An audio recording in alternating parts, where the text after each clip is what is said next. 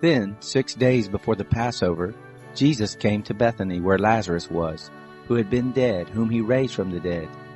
So they made him a supper there. Martha served, but Lazarus was one of those who sat at the table with him.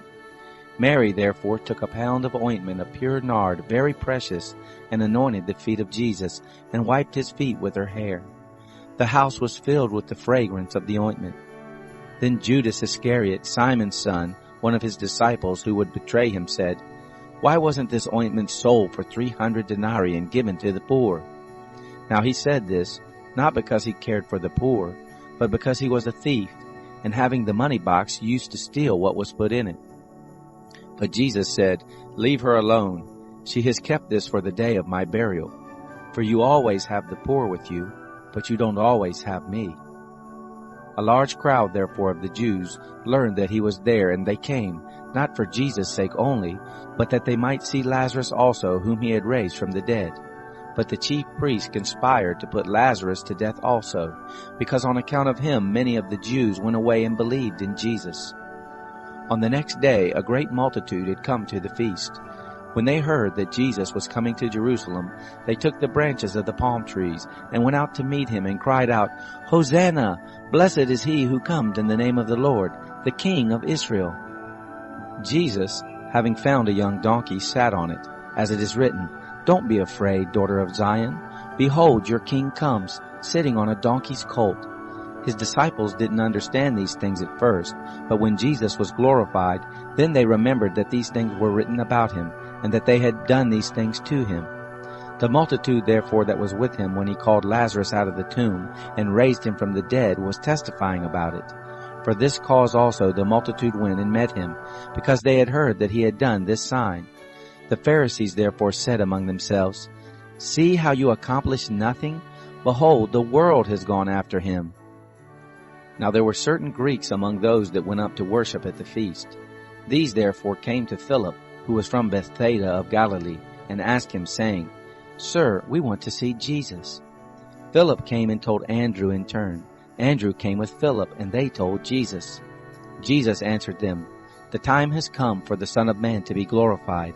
Most assuredly I tell you, unless a grain of wheat falls into the earth and dies, it remains by itself alone. But if it dies, it bears much fruit. He who loves his life will lose it. He who hates his life in this world will keep it to eternal life. If anyone serves me, let him follow me. Where I am, there will my servant also be. If anyone serves me, the Father will honor him.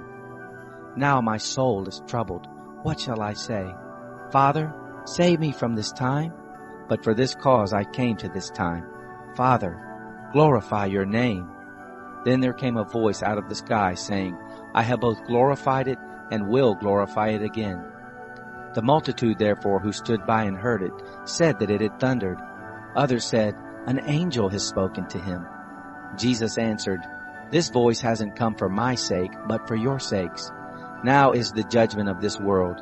Now the prince of this world will be cast out. And I, if I am lifted up from the earth, will draw all people to myself." But he said this, signifying by what kind of death he should die. The multitude answered him, "We have heard out of the law that the Christ remains forever. How do you say the Son of Man must be lifted up? Who is this Son of Man?" Jesus therefore said to them, "Yet a little while the light is with you. Walk while you have the light, that darkness doesn't overtake you. He who walks in the darkness doesn't know where he is going. While you have the light, believe in the light, that you may become sons of light." Jesus said these things, and he departed and hid himself from them. But though he had done so many signs before them, yet they didn't believe in him, that the word of Isaiah the prophet might be fulfilled, which he spoke. "Lord, who has believed our report? To whom has the arm of the Lord been revealed?" For this cause they couldn't believe, for Isaiah said again, "He has blinded their eyes, and he hardened their heart, lest they should see with their eyes and perceive with their heart, and would turn, and I would heal them."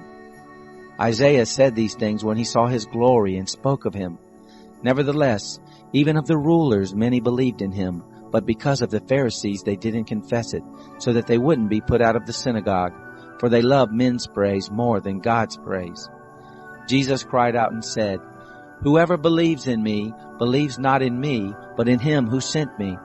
He who sees me sees him who sent me. I have come as a light into the world, that whoever believes in me may not remain in the darkness. If anyone listens to my sayings and doesn't believe, I don't judge him. For I came not to judge the world, but to save the world. He who rejects me and doesn't receive my sayings has one who judges him. The word that I spoke, the same will judge him in the last day. For I spoke not from myself, but the Father who sent me, he gave me a commandment, what I should say and what I should speak. I know that his commandment is eternal life. The things therefore which I speak, even as the Father has said to me, so I speak. Thank you for studying the gospel of Jesus Christ with us. Subscribe and hit that bell to follow each daily chapter. You can find a transcript of this gospel and many other free resources at www.holytruth.org. Be blessed in the Lord and stay prayed up.